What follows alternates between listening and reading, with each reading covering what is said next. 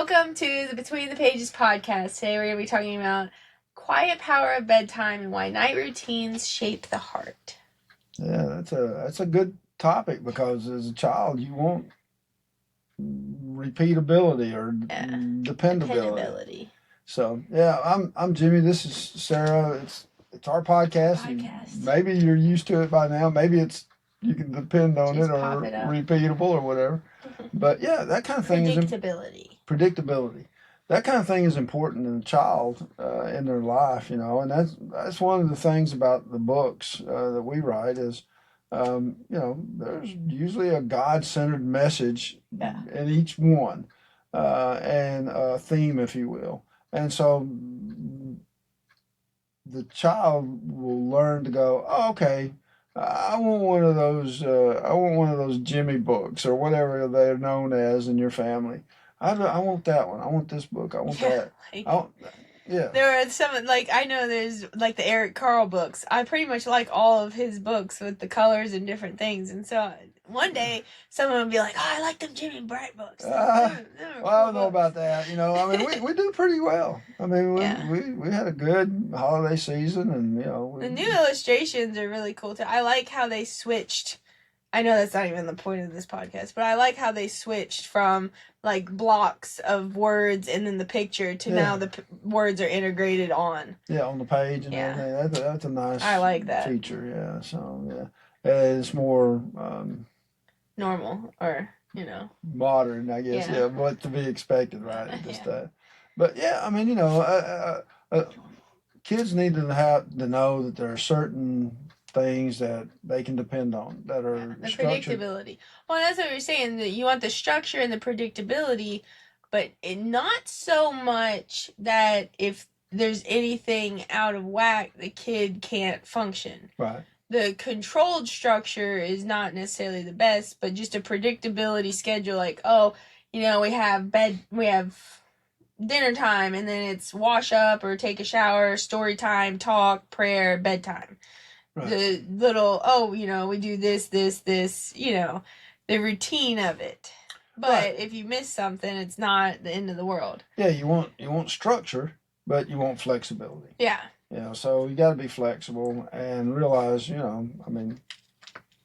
some nights due to one reason or another, you're delayed in Water's traffic all over the floor, and some event happened. You're just like, okay, well, we're gonna be skipping that tonight, kids. Y'all just get ready for bed or something. So, you have to be able to do that. Yeah. And be able to live with it. Yeah. And so, fortunately, most kids they're pretty adaptable. They adapt easily to things, to events. Well, and bedtime is when kids are most open and, they're tired, honest, but ready to talk. And so adding in the little story time, talk, prayer, gets a nice closure for the day. Because you want to be able to, regroup on things, make sure, Yeah, this happened or that happened, and let's talk about it. If forgiveness needs to be dished out or reassurance into things, that you can talk about it, or all good. Some days everything's spot on, smooth sailing all day long. Yeah, I have I like to talk about what all my friends do, but we do it too. But I stole the idea from her. But even doing the what's one thing? What was your favorite thing that happened today? And getting the kid to think about throughout the day, but adding that into bedtime. Yeah, and the things, another thing is there's lots of things that can cause anxiety in a child. Yeah. And, the thing about it is sometimes your imagination can get out of control or something. And, before you know it, you've created a whole new situation or scenario that the probability that it's going to actually happen, pretty slim. And you're just worried about nothing. And that's why Jesus is saying, just don't be anxious, Yeah. Well, and that was one of the things I looked up, that a steady routine builds emotional regulation and lowers anxiety. Right, exactly. So, like we said, not so strict and rigid that if anything comes off track, then the whole train derails. Right. But just a simple, regular, this is the routine. Right, exactly. And it lowers anxiety, because for kids, they're just trying to figure out the world. Right. And so for them to have that routine every day, it helps them know what's going to happen. And as a parent, that's what you want to strive for, or work towards having. You may come up short, or you may, like, off the bat, you may have complete success. Yeah. But just give yourself, don't beat yourself up either, just kind of realize this is our routine, and this is why we're doing it, and it adds structure and that kind of thing. And the quality over quantity helps too. So because having the quality time and doing it, Well, I mean, if you lived in a place where there was, like, where, for instance, right now there's a lot of social unrest going on and stuff, and if you lived in one of those places and you had small children, they may be a little concerned about that. Yeah. And so you have to somehow reassure them that, no, it's okay. This does not impact you, or this is not, whatever. And so the thing is establishing a routine that's, repeatable and whatnot helps, belay some of those top emotions, or helps to defer attention from these other outside pressures that attempt to work their way into your family and into your life. And so, I mean, just something it's good. It's best to have those types of things established before you need them than to have some event occur and realize, so if you've already got that routine established and you've already got something you're doing, you're going to be in a better situation. Yeah. So. And it can help if you are going through those things, and there's books on topics like that. You can integrate those into your little story time, or help out. You could be helpful. Yeah. You could be a kind of person who's helpful or whatever, as opposed to someone who's not helpful. You can take any situation and turn it to a positive. Or negative. Yeah, and so you can feed on the fear and the anxiety and whatnot, or you can focus on the good, some good aspect of things or something, or I don't know, go down and hand out cookies to people. Yeah. Have a cookie. Or something. Here, I mean, and just to be nice, or something. You could do that. There's lots of different ways. It's crazy because sometimes now, when you're just being nice, people are like, what are you doing?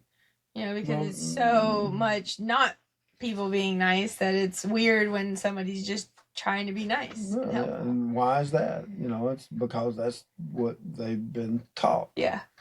And so, I mean, everybody's suspicious, where in reality, okay, some apprehension or some awareness is beneficial. You don't have to let it run every aspect of your life. So sure.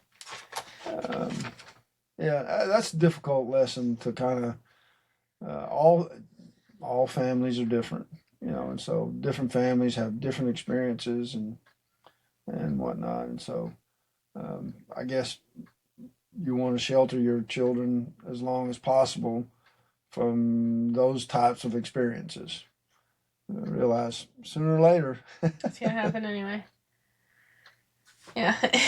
In spite of whatever you do, your best intentions, sooner or later you're gonna have to deal with something. Yeah. So anyway, that's all we got for you guys today. The short one. Oh, just 10 minutes? Yeah, it was 10 minutes. I'm not keeping track. It was a short one. It's basically just, integrating prayer and reading into your everyday life, but also the power of a quiet bedtime routine really helps with that too. And so like we said in another podcast, if all you can get in is 5 minutes a day, well, and I guess 31 hours a year. Jane and the Trumpet Train is kind of an interesting story in itself, in that she has her prayer time and her prayer, her war room, if you will, but she's praying for other people. Yeah. You know, so she's, you know, that's another aspect of what you're doing is you're trying to help your children learn to pray for others. Yeah. Not just them. Yeah, and you had to do that. You had to start that early. Yeah. Yeah, I mean, you had to. I mean, it won't. It's not just gonna happen once they It get won't older. just come natural. No, it won't. You know, and so it's like, you know, so if you can get that instilled early, the concept of caring about other people and praying for other people, you know, half the battle. Yep. No, more than half the battle, really. Yeah. So, I'll see you guys next time on the Between the Pages podcast. We hope you enjoyed this episode, and like, subscribe, leave a comment, let us know what your bedtime routine is, and we'll see you next time.